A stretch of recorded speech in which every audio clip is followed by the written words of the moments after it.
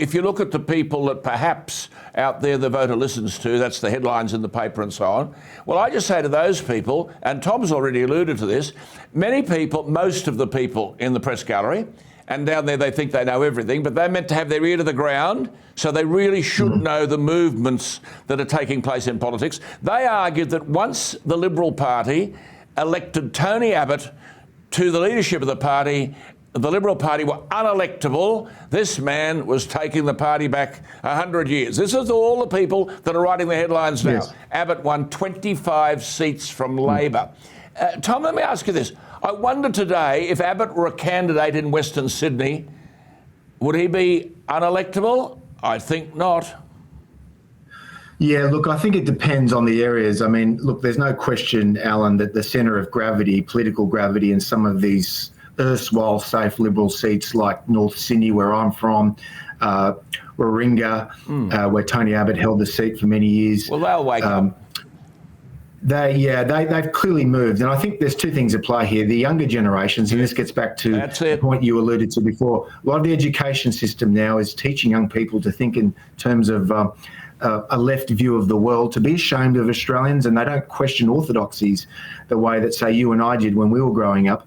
And the other factor is that a lot of wealthy people in these traditionally affluent Liberal electorates, they're now indulging in a sort of post-materialist guilt about capitalism and about Western heritage, and that gives them the luxury to support parties like the Greens or these so-called teal independents. So it's a challenge, but I certainly think that the centre of gravity in middle Australia is basically conservative. I keep saying millions of people out there without a political home. They're now looking for a home to go to. Give them a Liberal Party home by standing for orthodox Liberal values. I mean, Albo won the election with 32.6% of the vote. But let me remind our viewers, there was a swing against Labor in that election. A swing against Labor of almost 1%. They didn't vote for Labor. And remember, they rejected Morrison. When do you think, Tom, the Liberal Party will understand that you get nowhere mimicking the policies of the opposition?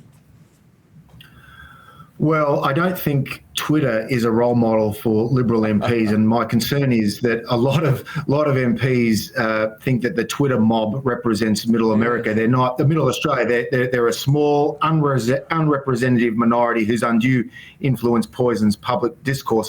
I think Peter Dutton should be praised for distinguishing himself from the Labor Party on the question of the voice.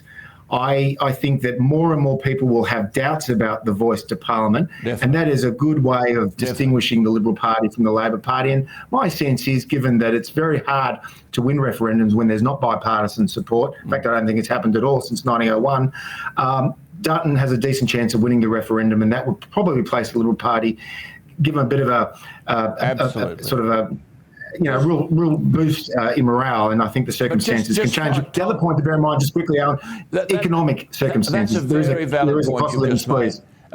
Put your stake in the ground on the voice, on energy policy, and on the economy. Stick that stake in the ground, and I'll tell you what, the victory lap that Albo and co are on will end very rapidly. I don't think they'll get to the finishing post, which is an image you would understand. Your final word, therefore, about the immediate future of the Liberal Party? Well, I think that the immediate future is to look at the lessons of the past. Every time it's been written off, it bounces back with tremendous force. But it has to remember it's the custodian of the centre-right party. So, have a vision where enterprise is encouraged, hard work is rewarded, and moreover, where genuine freedom of expression is tolerated. And that's a winning message. It can appeal to a wide range of people, Alan.